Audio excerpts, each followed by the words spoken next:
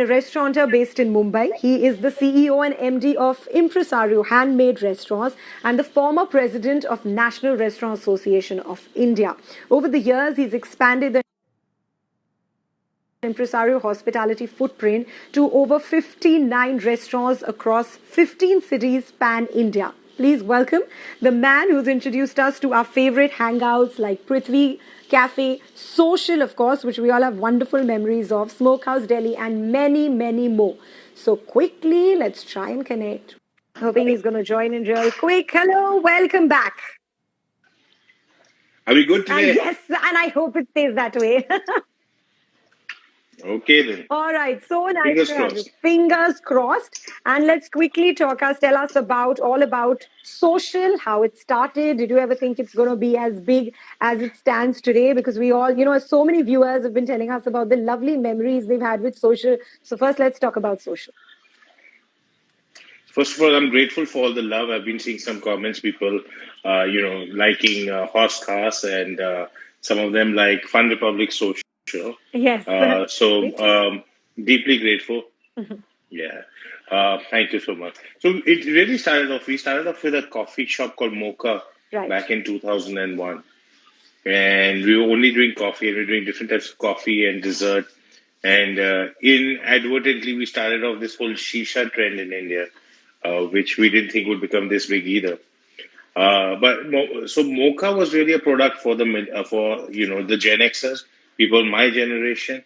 But social is actually a product which we designed. It's Mocha 2.0 for the millennials. That's what it is. It's your neighborhood adda. It's your hangout where you know everyone and everybody knows you, and it's a place where you can go and socialize, and you can also get some work done, and maybe connect with other freelancers and kind of form a loosely knit community. And the idea always was that social will become your second place away from home, where a place where you can work as well as be social. True. So that was the idea, and hopefully this is a little blip along the way, and we intend to serve all possible communities. So fingers crossed. Yeah, just hearing from you and the way you just actually described the whole look and feel of social, it just got not just me, but I'm sure so many of our listeners so nostalgic, and we can't wait. I'm sure you're going to be back bigger, better. But for now, coming back to what I tried to ask you earlier, which has been your favorite endeavor, and which has been the one that you've actually worked the hardest on?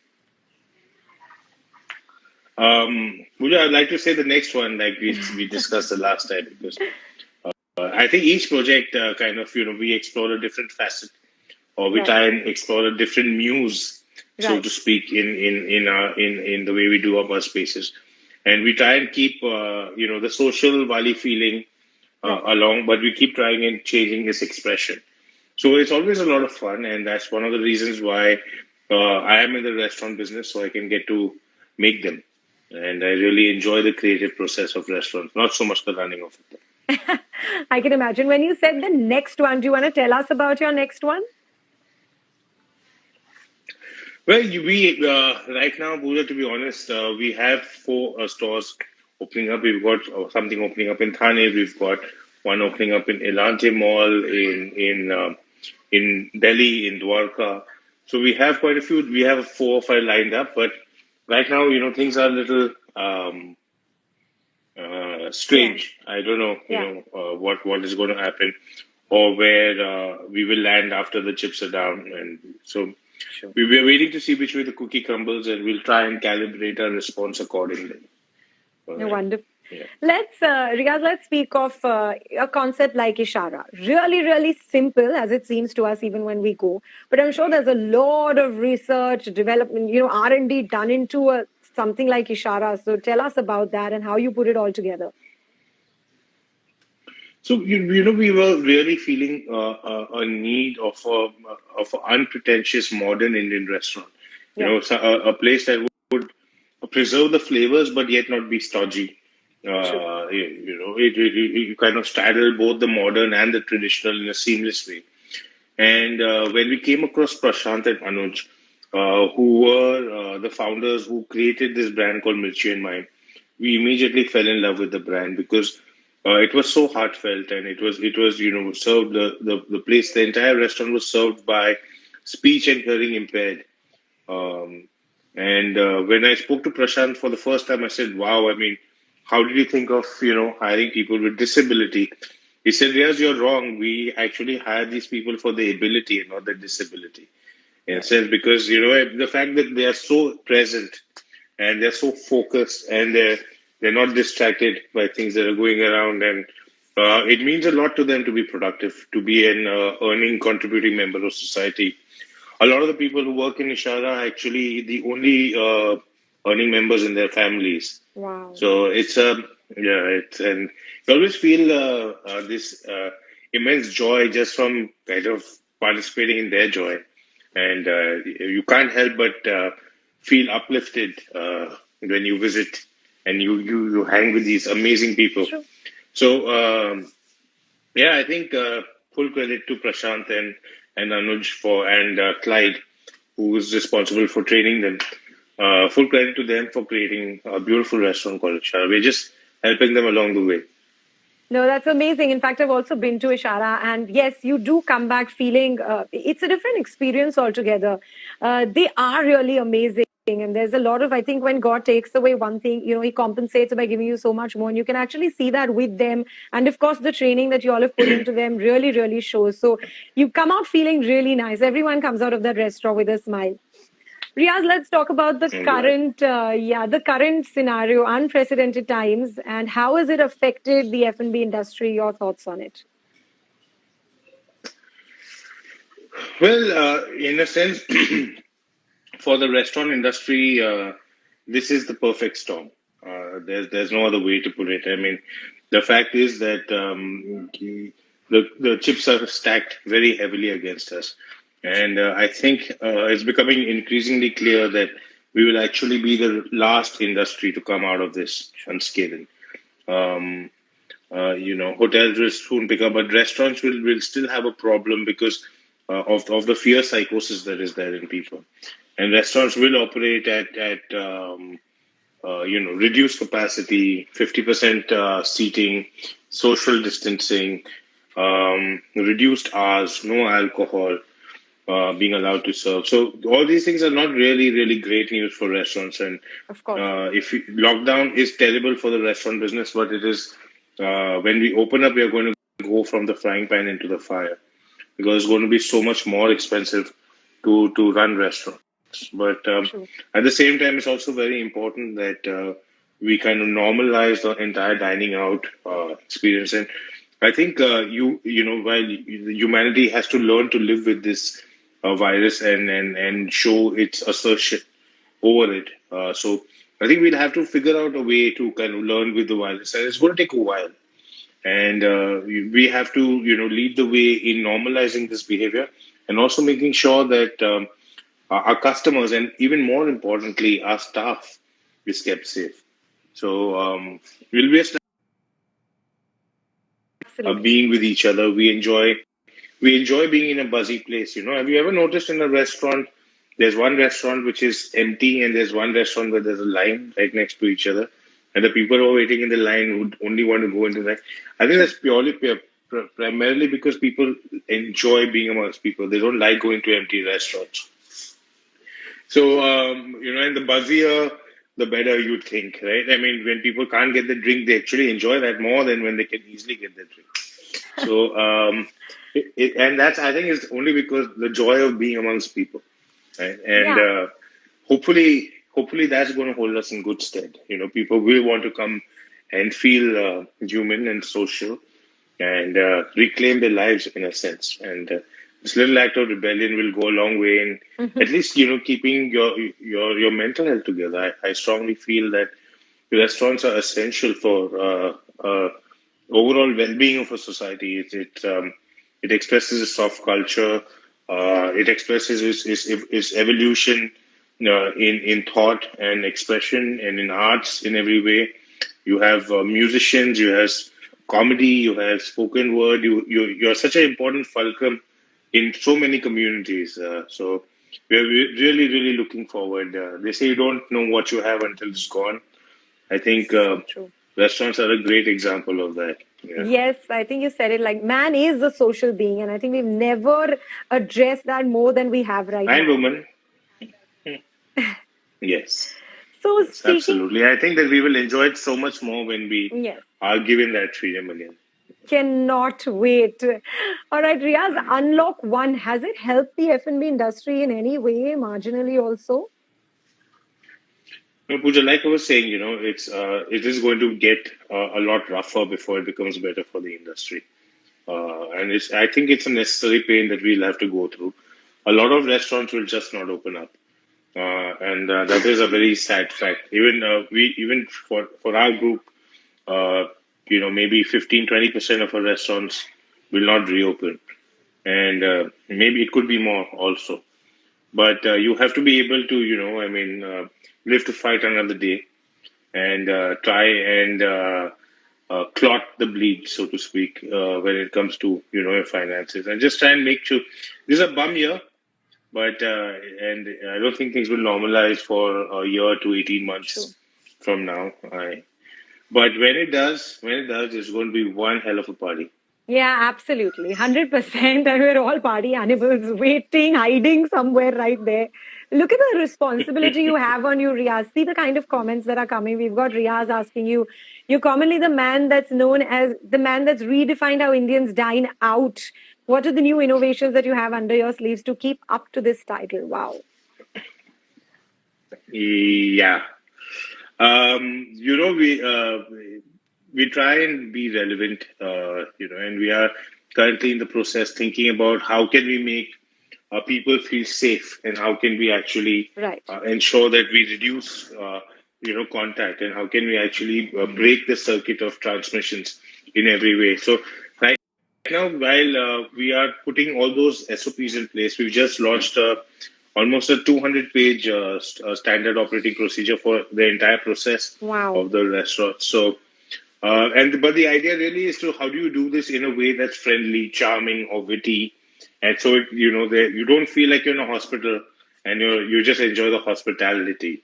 And Oh, so yes. there's a thin line between the two. So I think right now we're enjoying the creative process. We're hopeful that we can instill confidence in our customers, at the same time, not have this pale of gloom hanging over your head that you have to be this careful in that. We try and make you forget about the disease for a while. Riyaz, you're painting a very nice picture. I'm actually imagining myself wearing those pair of heels, taking out that bag and putting on a dress and saying I'm going to a restaurant. It really seems like a dream right now. But to make that dream come true, what are the kind of, measures y'all are going to look at to disinfect, sanitize the places so we all know that it's good to go? So I think restaurants and restaurateurs everywhere are working really, really hard Right, in this lockdown. right. Things are hard to come by, things are not available, but they're doing everything that they can to make the experience safe. Right from how we take your car at the valet, instead of giving the keys over, you leave your keys in a plate, and instead of handling tags, you will exchange photographs, perhaps. When you walk into the restaurant, you will not have physical menus. You will order scanning digital codes from your own phone. So again, you don't touch. The crockery and cutlery and all implements will be UV flashed in a UV oven. So all the microwaves are killed. The tables will be sprayed with special coating which keeps it virus free for 90 days. Doorknobs, flushes, toilets, all of these will become contactless. There'll be extreme caution. There'll be social distancing. So, I mean, there's a lot that's happening behind the scenes to make sure that the customer is safe. And I think the kind of protocols that are now in place, I would say that restaurants who follow those protocols will be safer than home. Um, Wow. However, what is missing is customers, and we would love to have you and your heels inside one of our restaurants sooner rather Yes. than later. I already Uh, have people saying, we, Khushbu saying she's going to join me. So चलो एक plan तो बन गया मेरा और भी बहुत सारे हैं in the pipeline, but we're going to be there. I'll buy the first round. Can't I'll wait. buy the first round. I'm so going to take you up on this. Coming back to, you spoke about the extra care that you're going to be taking. There are a lot of disinfectants in the market, which is something that you're going to choose. What have you opted for and why? The disinfectant brand? Yes, I've been also hearing good things about Silperox for one, and we just had Dr. Mufi also talk to us about how it is a So, in fact, I'm very happy to send any restaurateurs over here the entire SOP so that they can follow that and maintain the best practices in even giving customers confidence and protecting them as well.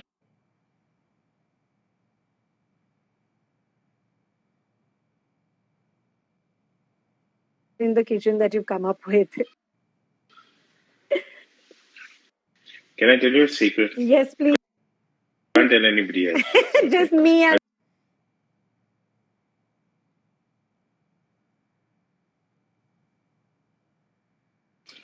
I don't know how to cook at all, actually. oh my God, really?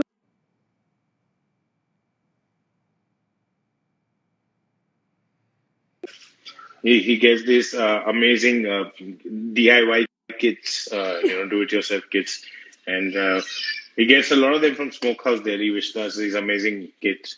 Oh wow.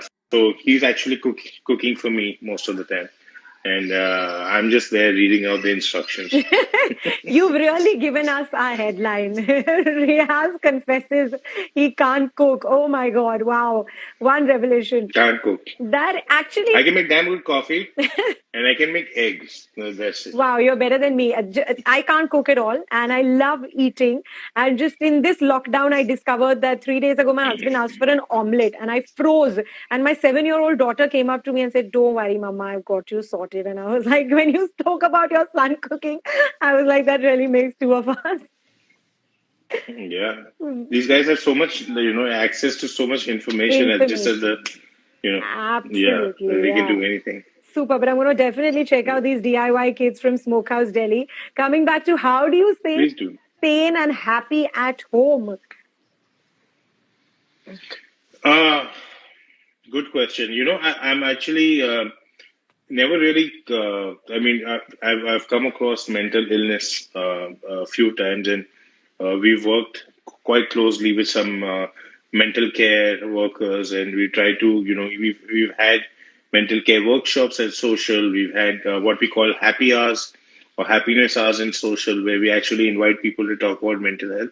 But I think for the first time, I've seen what experience for the first time what it could mean to what bad mental health can do for you. Where you're sitting up, locked up at home, and everything that you built in the last 20 years is slowly unwinding itself around you, and you have to get creative in your destruction, so to speak, so that you can inflict the least amount of damage to you and your people and your staff and everything that you work for. So it can be, it can get quite depressing, so to speak. But I think what you have to realize is that, when we started off, I never dreamed that we would be here. And in a sense, we are almost it's almost a punarjanam. It's almost a rebirth, so to speak. And I think changes, good times and bad times, they both go away. So it's a little bit of struggle, but you got to do things that make you happy. Find joy in the little things. I'm really enjoying spending time with my family and my kids. I have some, although time is still not, freely available, but I do now. Now that I have not hurrying around between city and city, I go for bike rides. I have picked up my guitar again, so it's actually not bad. It's actually life. Life is good. Life is good. Wow. My question was going to be some, suggestions for the viewers, but I think your own example said it all. I think this is how our approach should be to this Punar Janam, as you beautifully called it. There's no better way of looking at it. Yes, I'm sure everyone, no matter which field they are in, facing, something similar. You, for that matter, we also in the event space as performers. But like you said, I think you really are a piece of inspiration for us, your own story. And that's the only approach we should all have in this lockdown.